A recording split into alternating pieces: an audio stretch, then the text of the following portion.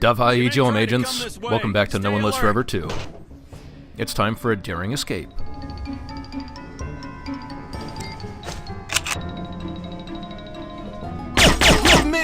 You know, quietly, stealthily, sneakily. Except not really, because this is an escape. I mean, everybody knows we're here, the base alarm has gone off. Things have gone wrong. Hello? Sorry, comrade. Ow, that... Well, maybe next time instead of saying, ow, that hurt, you should do something about it. Nah. Anyway, all we have to really do is make our way back out the way we came in. There's gonna be a few explosions along the way, so that's cool. There are still files to search, although there's not really anything to find inside the files themselves. I'll realize this shortly, and then forget it and realize it again later.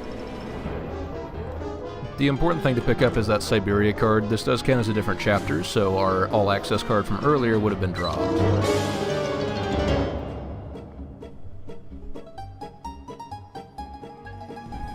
Cabbage soup versus latrine duty. Man, who could turn that down?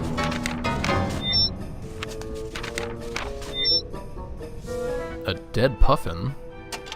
I guess that goes under B for bird. Tattered copy of War and Peace, file that under T for trash. Bottle of hair tonic under H for... oh, I see.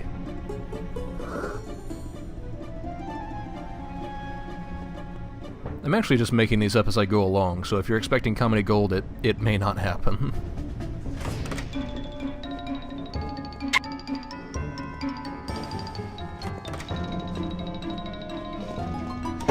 I don't like the way this looks. Yep. Give me a little jolt there. Hello.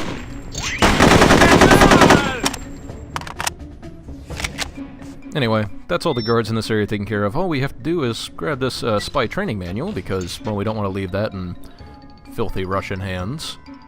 And we'll make our way out of the basement, because there's really nothing else to find down here.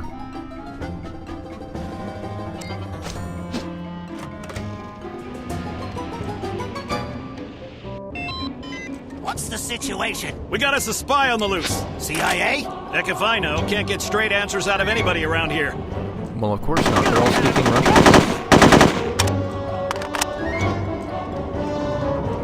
So as I mentioned before, all these henchmen are carrying Gordon SMGs. It's a 9mm SMG as compared to the, well, assault rifle.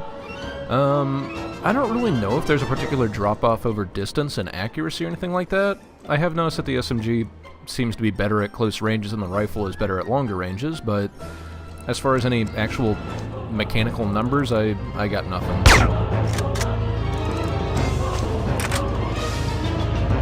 Still, this area is rather fraught with dangers, and I will definitely be running into a lot of bullets.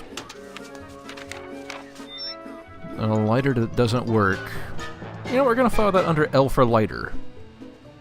I mean, you know what they say, what's the difference between a hippo and a zippo? One's heavy and one's a little lighter.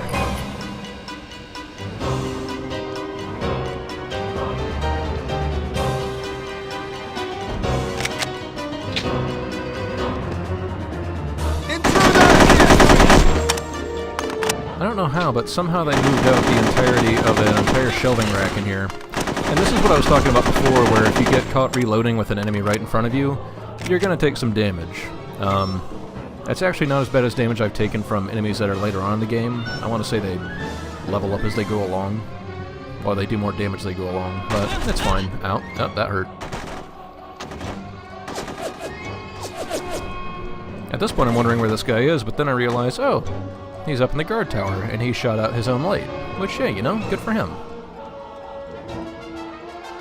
But I don't take kindly to that.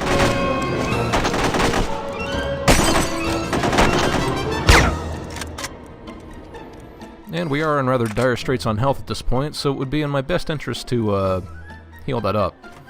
You will see a timer ticking away at the top there. That's for the propane tank we placed down earlier. Yeah, propane tank. And just in case you didn't place the explosives before, they are present here.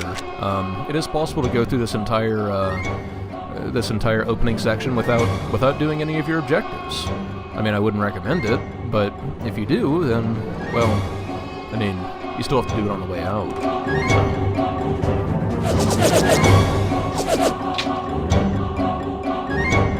Luckily, at this point, the guards aren't really spawning back in. They're just kind of deadly. We won't be able to make our way back through the old records building because that's locked off. So instead, we're gonna have to make our way through the hole we blew into the wall next to the propane tank. But what I'm really looking for and hoping to find is some body armor.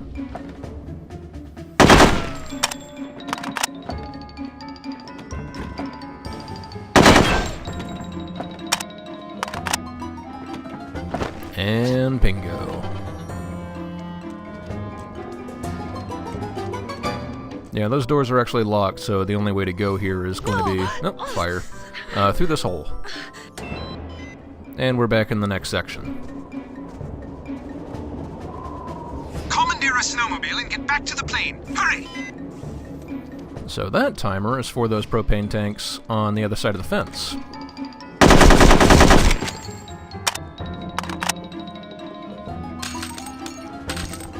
And that weird tinkling of glass noise is the after effects of a blast. Which it's fine. Everything's fine. I probably could have used a sniper rifle for this, but I was feeling, I don't know, more assault rifle-y.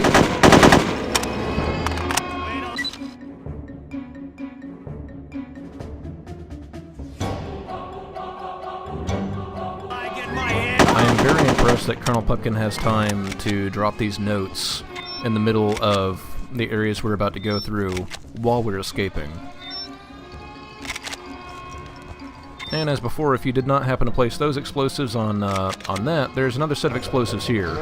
Though you might be better off using these on the gate, since, I mean, you do have to still escape out the main gate. Which, luckily, we also planted explosives on that.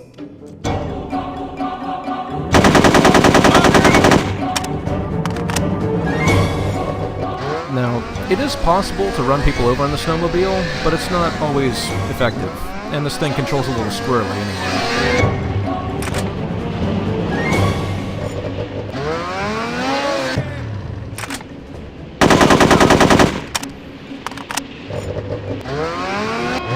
But the way out is by jumping over this snowbank over the fence. And luckily dodging the tree. Of course, it's not all fun and games. We still have to deal with quite a few mooks on the way out. Including one of them that appears to have been pissing off a bridge. Not like making the bridge angry, more like just, you know, peeing in the... You know what I mean. Okay, this is getting ridiculous. Yep, I'm done with this.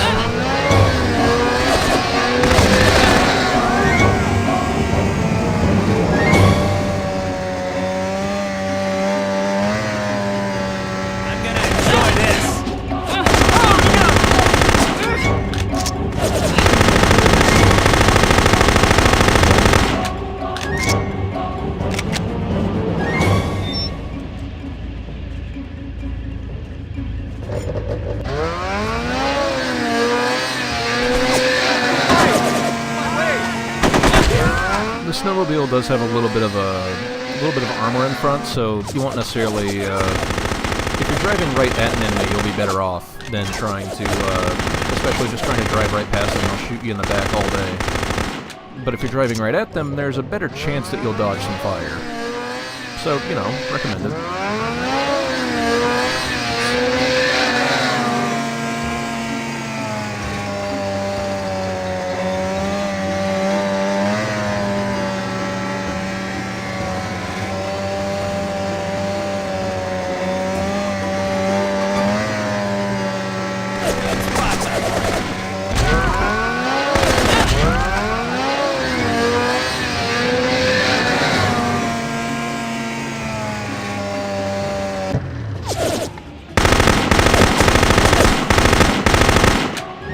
So you may not be exactly aware of it, but the guards at this point are using phosphorus ammo in their AKs, which fire ammo, phosphorus ammo, will actually do some health damage and not just touch your armor.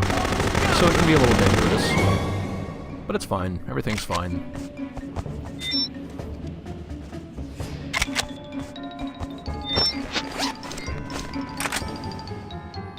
And as I sat here and realized, I'm actually pretty short on regular ammo.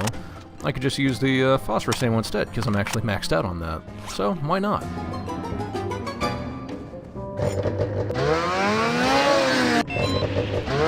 We are almost home free, however. Except that, I guess we mistimed this one.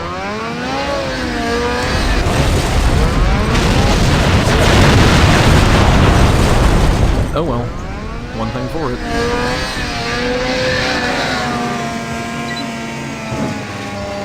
Now, if you land badly on that jump, it is possible to die.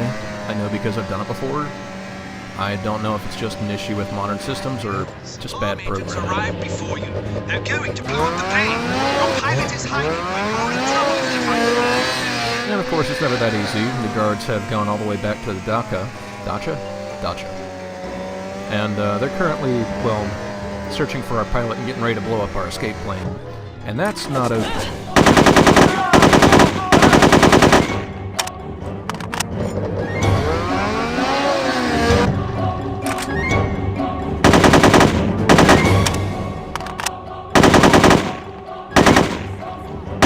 Phosphorus ammo won't kill an enemy instantly. It will cause them to run around in a very swift panic while they're burning.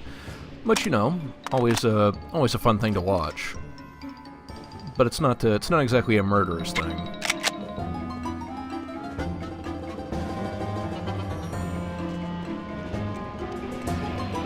I thought there might have been another note around here, but if there is, I'm not going to find it.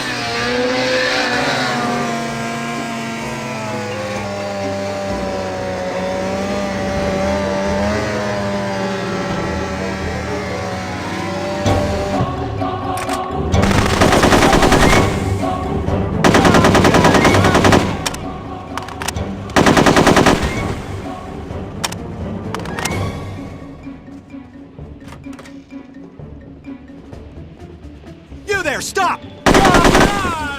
No, you stop. Drop and roll. Vodka keeps me warm. Make me coffee. I'll be fine.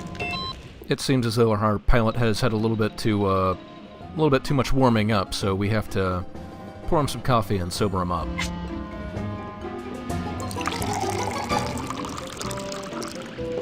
I'll drink coffee. You secure plane.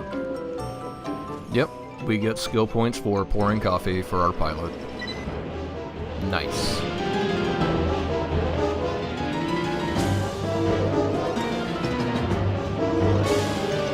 And finally, there are a few goons down here placing a, I'm gonna go ahead and call that an unauthorized attachment to our plane.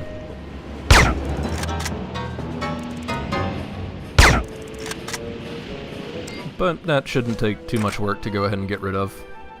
We just need to treat it like any other gadget and, well, hold down the right mouse button until everything works. It's a little bit slow, so if you've got less than 5 seconds left, you're probably gonna have a bad time. But anyway, that'll be it for me, so please join me next time.